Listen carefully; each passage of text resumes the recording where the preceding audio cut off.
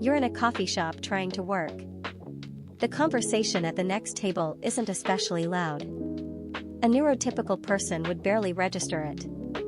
But for you, it competes directly with everything you're trying to think. This is not a concentration problem or a willpower problem. For people with ADHD, autism, or sensory processing differences, background noise doesn't behave as background. It arrives at near full cognitive volume. The mechanism at the core of this difference is called sensory gating, the brain's automatic process of filtering out repeated, irrelevant stimuli before they reach conscious awareness. Neurotypical brains flag a repeated sound, heard this, irrelevant, moving on.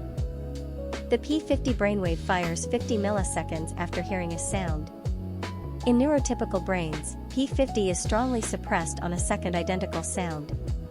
In autistic brains, research consistently shows weaker suppression, the filter is less effective.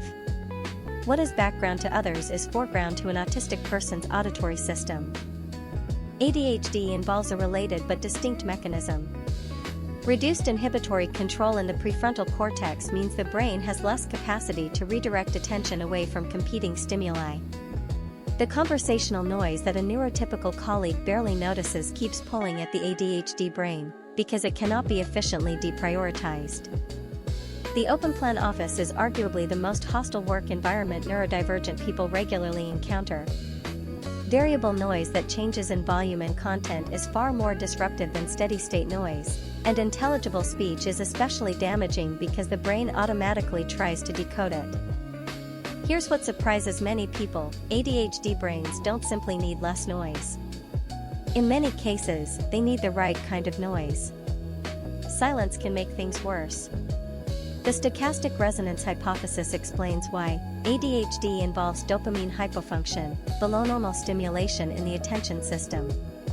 Moderate external noise raises the baseline just enough to improve signal detection. Pink noise, broadband noise with a bass-heavy profile, is particularly effective. Its spectral shape is closer to natural sounds and many people find it less harsh than white noise. Played at moderate volume, it replaces unpredictable variable noise with a stable, predictable sound environment. For ADHD, research suggests moderate noise around 65 to 70 decibels, roughly coffee shop ambient volume, offers the best cognitive benefit. For autistic sensory sensitivity, the priority is usually predictability over stimulation level, and lower volumes between 50 and 60 decibels with a softer frequency character are often more sustainable. Whatever background sound you use, the most important rule: no intelligible speech. Music with lyrics is worse than no music at all for cognitive tasks. The language system automatically decodes words, consuming working memory. The moment a song has a hook you can hum along to, it's competing with your thinking. Neurodivergent people often need longer decompression after high-sensory environments. After a noisy office or a demanding social situation, deliberately lowering the sensory load, quiet room, noise-canceling headphones with ambient sound or nothing at all, accelerates recovery. This isn't preference. It's maintenance for the cognitive resources sensory management consumed.